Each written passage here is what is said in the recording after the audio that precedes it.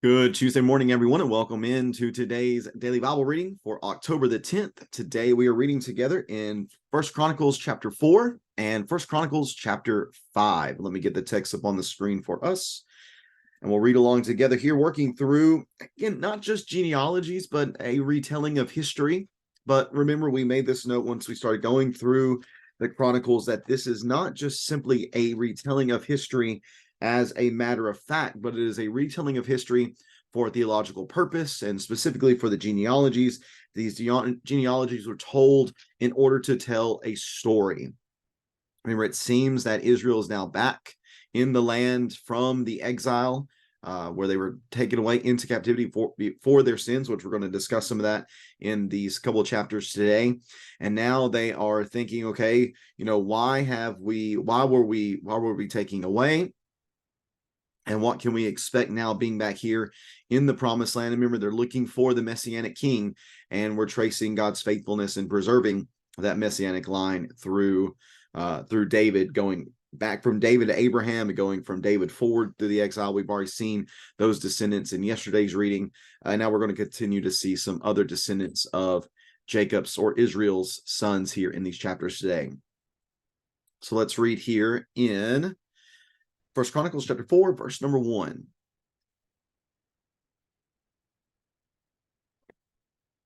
Judah's sons, Perez, Hezron, Carmi, Hur, and Shobal. Reiah, son of Shobal, fathered Jahath, and Jahath fathered Ahumai and Lahad. These were the families of the Zorathites. These were Etam's sons, Jezreel, Ishma, and Ed-Bash. And their sister was Hazaleah Elponi. Penuel fathered Gedor, and Ezra fathered Husha. These were the sons of Hur, Ephrathah's firstborn, and the father of Bethlehem. Ashur fathered Tekoa and had two sons, Elah and Naarah. Naarah bore Ahuzam, Hefer, Timini, Haash-tari to him, and these are Naarah's sons. Helah's sons, Zareph, Zohar, and Ethnan.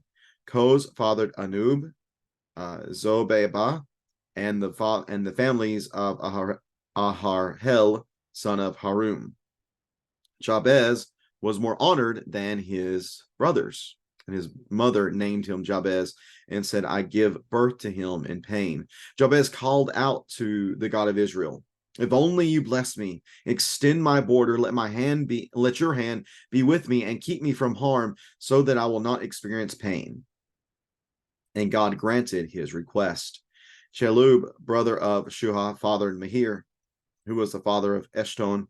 Eshton fathered Beth Rapha, Paseah, and Tehina, the father of Nahash. These were the men of Rekah. Kenaz's sons, Othniel and Sariah. Othniel's sons, Hathath and Meonathai.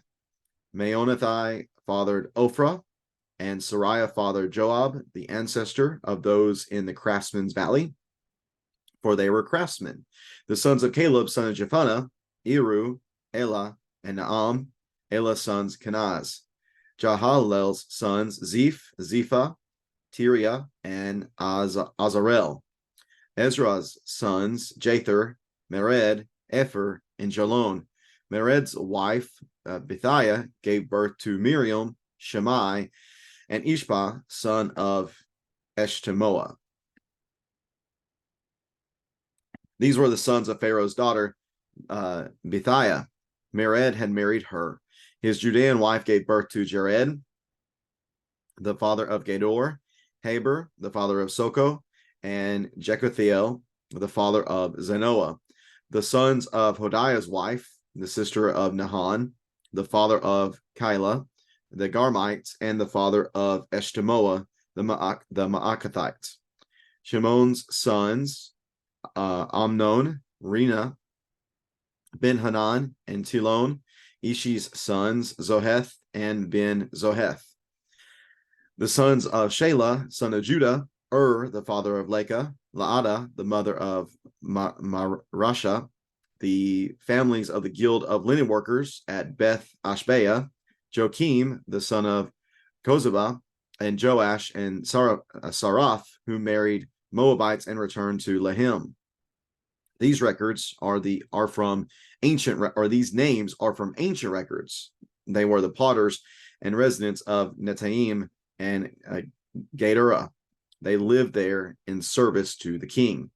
Simeon's sons, Nemuel, shifting now from, let's see who were we just talking about, from Judah's sons now to Simeon's sons, so looking at a different son of Israel. Simeon's sons, Nemuel, Jamin, Jarib, Zerah, and Shaul. Shaul's sons, his son Shalom, his son Mibsam, and his son Mishma. Mishma's sons, his son Hamuel, his son Zakur, and his son Shimei. Shimei had 16 sons and 6 daughters, but his brothers did not have many children, so their whole family did not become as numerous as the Judeans. They lived in Beersheba, Molada, Hazar Shual, Bilhah, Ezim, Tolad, Bethuel, Horma, Ziklag, Beth Markaboth, Hazar Susim, Beth Biri, and Sha'araim. These were the cities until David became king. These villages were Etam, Ain, Rimon, Tokin, and Ashan, 5 cities, and all their surrounding villages as far as Baal. These were the settlements, and they kept a genealogical record for themselves. Meshobab, Jamlech, Joshua, son of Amaziah, Joel, Jehu, son of Joshibiah, son of Sariah, son of Asiel, Elionai, Jaakabah, Jeshohiah, Asaiah, Adiel, Jesemiel, Benaiah, and Ziza, son of Shiphi, son of Alon, son of Jediah, son of Shimri, son of Shemaiah. These mentioned by name were leaders in their families. Their ancestral houses greatly increased. They went to the entrance of Gedor, to the east side of the valley, to seek pasture for their flocks. They found rich, good pastures, and the land was broad, peaceful, and quiet, for some Hamites had lived there previously.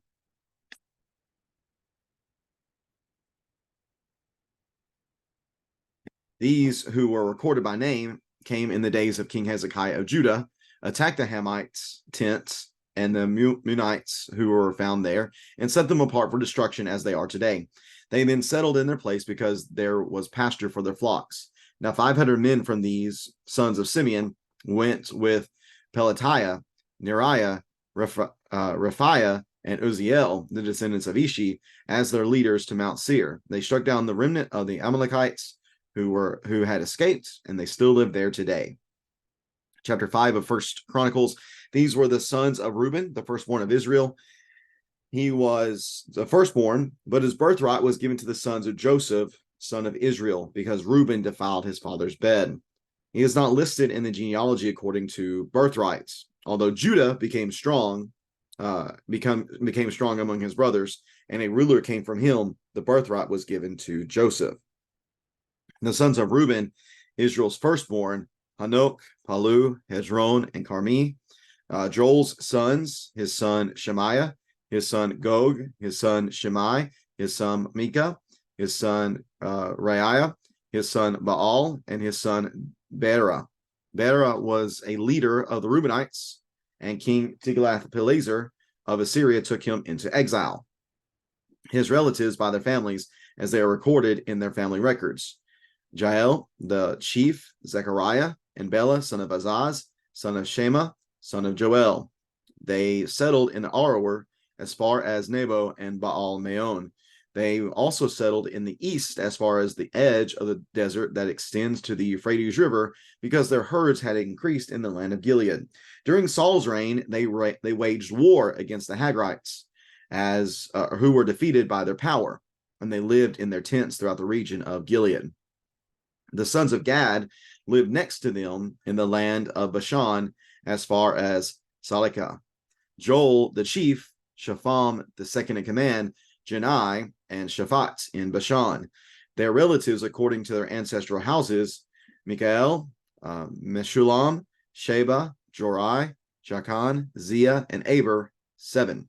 These were the sons of Abihail, son of Huri, son of Jaroah, son of Gilead, son of Mikael, son of Jeshishai, son of Jado, son of Buz. Ahi, son of Abdiel, son of Guni, was head of their ancestral family. They lived in Gilead, in Bashan, its surrounding villages, and throughout the pasture lands of Sharon. All of them were registered in the genealogies during the reigns of Judah's king Jotham and Israel's king Jeroboam. The descendants of Reuben and Gad and half the tribe of Manasseh had 44,760 warriors who could serve in the army. Excuse me. Men who carried shield and sword, drew the bow, and were trained for war. They waged war against the Hagrites, Jethor, Naphish, and Nodab. They received help against these enemies because they cried out to God in battle. And the Hagrites and all their allies were handed over to them. He was receptive to their prayer because they trusted in him. They captured the Hagrites' livestock, 50,000 of their camels, 250,000 sheep, and 2,000 donkeys, as well as 100,000 people. Many of the Hagrites were killed because it was God's battle, and they lived there in the Hagrites' place until exile. The descendants of the half-tribe of Manasseh settled in the land from Bashan to Baal Hermon, that is Sinir, on Mount Hermon. They were numerous. These were the heads of their ancestral families: Ephir, Ishi, Eliel, Azriel, Jeremiah, Hodaviah, and Jadiel. They were valiant warriors, famous men, and the heads of their ancestral houses. But they were unfaithful to the God of their ancestors. They prostituted themselves with the gods of the nations God had destroyed before them. So the God of Israel roused the spirit of King Pul, that is Tiglath-Pileser of Assyria, and he took the Reubenites, Gadites, and half-tribe of Manasseh into exile. He took them to Halah, Habor, Hara, and Gozan's river, where they are until today. And that is the reading of First Chronicles chapters 4 and 5. Again, we're just tracing here within this text. We're tracing, there's a real focus on David's descendants, his lineage line. I guess that's kind of redundant, isn't it? His lineage, and then bloodline, I should say, his lineage and bloodline. And then also we're going to see an emphasis here on the lineage and bloodline of the Levites, because they obviously both played two very important roles within Israel, that of king, David's lineage, and then that of priest through Levi's lineage. So chapter 4 begins by focusing on Judah's sons, because Judah is the lineage of David. Lists a number of individuals, but there's one that is highlighted more than others, given some details here, and that is the man Jabez, or let's see here, his name Jabez sounds something like, in Hebrew, he causes pain. The text says that his mother named him this because I gave birth to him in pain. I guess there's a few ways you can interpret that. This could either be that the delivery itself was difficult, or let's see here. Let's see if we have any more details here. Jabez's brothers were dishonorable. All right, so it does not say which of the ways to understand it. So was it a painful delivery? Were there circumstances around his birth that were very difficult? We're not really sure exactly what the deal is. But even with the circumstances surrounding not just his name, but seemingly just the stigma around his life, this is what is said about Jabez that causes the chronicler to pause and to zoom in on him and focus on something very distinct about him. And it is the fact that he called out to the God of Israel, and he said, if only you would bless me, extend my border, let your hand be with me and keep me from the harm, so that I will not experience pain. And God granted his request. So we're going to see throughout this text, whenever somebody's focused in on, there's going to be one or two things that they're focused in on. They're either going to be focused in on for their great faith, or they're going to be focused in on for their lack of faith. With Jabez here in this first section of chapter 4, we see him being focused on for his good faith. What we're going to notice once we shift to chapter 5 and get into Simeon and Reuben, and get into Reuben and Gad and the half tribe of Manasseh's lineage, we're going to see where that wasn't always the case. And the quality of their life and the circumstances surrounding them definitely correlated between their either the presence of their faith or the lack of their faith. So let's just go ahead and shift over to chapter 5. Then again, the rest of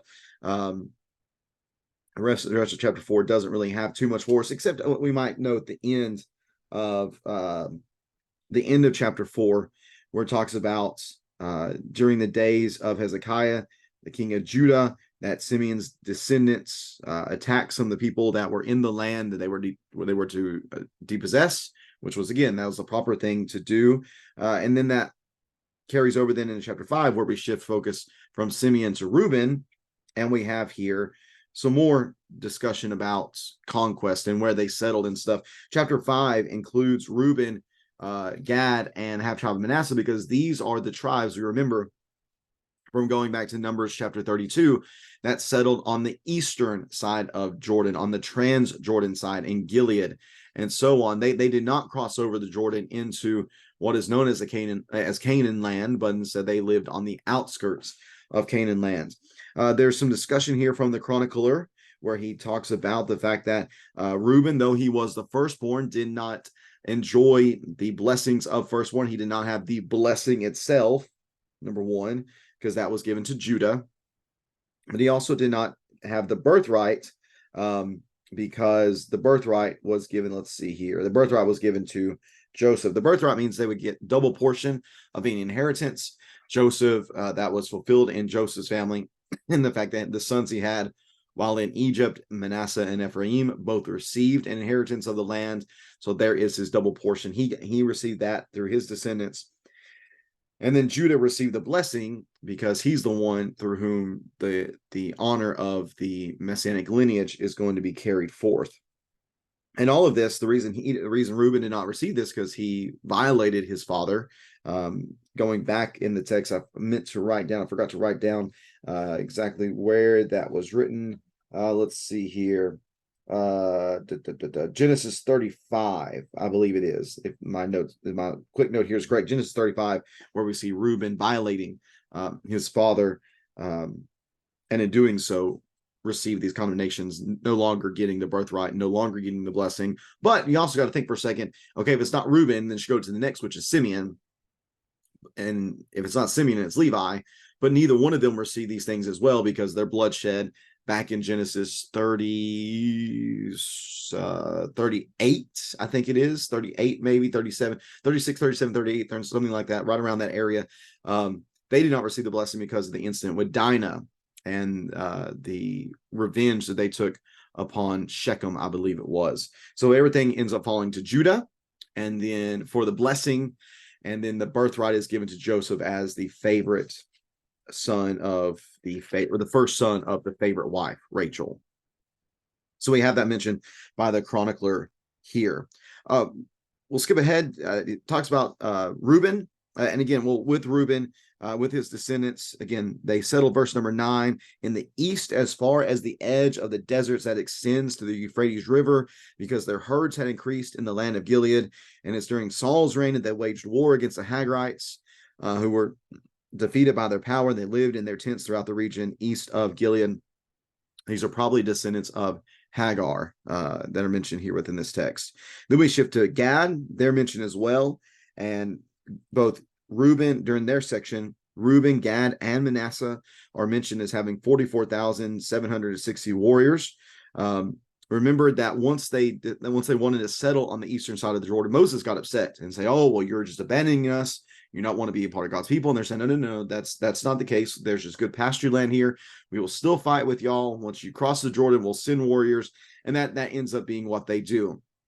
But here's the thing, being disconnected from Canaan and from the rest of their brothers and sisters, I think had a real impact on who they were as a people. There were times, yes, when they were faithful to God. They cried out to God in battle. The text tells us in verse number 20, they cried out to God in the battle, and God ends up helping them. He is receptive to their prayer. In fact, it says that many of the Hagrites were killed because it was God's battle. God was the one who was fighting. God was the one who showed the power here. So we see that within the text. But then we transition to the section on the half tribe of Manasseh. And while we're told that they were valiant warriors, they were famous men, they were heads of their ancestral household, the text tells us they were unfaithful to the God of their ancestors. They were unfaithful to God of their ancestors. And why might that be the case? Well, I think part of the reason is because their influence was not as strong from the rest of the tribes, because they're just disconnected by the river. They were not in the promised land. They were on the outskirts. And who was it that they prostituted themselves with spiritually? With the gods of the people that God had defeated. So they went and joined themselves to the losers in many senses. They went and joined themselves to the losers. And we shouldn't be surprised that they were the first then to suffer the pain of defeat and captivity, and it just makes sense geographically as well. That's kind of the direction from which everybody would be coming, and they're the first to fall. The text says that God roused the spirit of King Pul, that is Tiglath-Pileser of Assyria, and he took the Reubenites, the Gadites, the half tribe of Manasseh into exile, and the text says they're still there today, because even though the exile ended and many did come back from the lands of captivity, not all of them did. And this is really the beginning, or that's the time of Israel's history, whenever the diaspora, or the diaspora, however whichever emphasis you put on whichever syllable, where the spreading and dispersion of the Jews took place, we see that being mentioned here. Yes, there are many who are back in Canaan, in the promised land, but there are many who are still in other places as well. So we just contrast this last paragraph, 23 through the end of the chapter, 23 through 26. We contrast that with Jabez, who prayed to God and trusted in God. And we even contrast it with the previous behavior of the Reubenites, Gadites, and half tribe of Manasseites, that they cried out to Yahweh and that he was receptive to them because they trusted in him. We contrast these two things. We see the very obvious results, that whenever people trusted in Yahweh, whenever they believed in him, whenever they prayed to him, whenever they relied upon him, whenever they were dependent upon him, he gave them what they needed. He blessed them. But once they become unfaithful to him, once they prostitute themselves with the gods and the nations, well, at that point, God will remove that blessing, and they will suffer the natural consequences for their unfaithfulness. Again, as those who are in Israel might be reading this post the exile, these are strong lessons for them to know. Again, it's not just a retelling of history, but it's a retelling of history for a theological purpose, and that theological purpose is very simple: do not be unfaithful to Yahweh. And friends, that's a good lesson for us to take away today as well. If you have any questions about this text here in 1 Chronicles 4 and 5, please feel free to leave that in the comment section below. And we'll be back at it again tomorrow, reading in chapter 6 and 7. We'll look at the Levites. We'll look at Issachar, Benjamin, Naphtali, the rest of Manasseh, Ephraim, Asher. All those will be mentioned in chapters 6 and 7. We'll work through that. So we'll notice what some extra things that are said about these particular individuals, and we'll continue to march our way through the Chronicles. Again, thanks for tuning in today. Have a great rest of your Tuesday. God bless.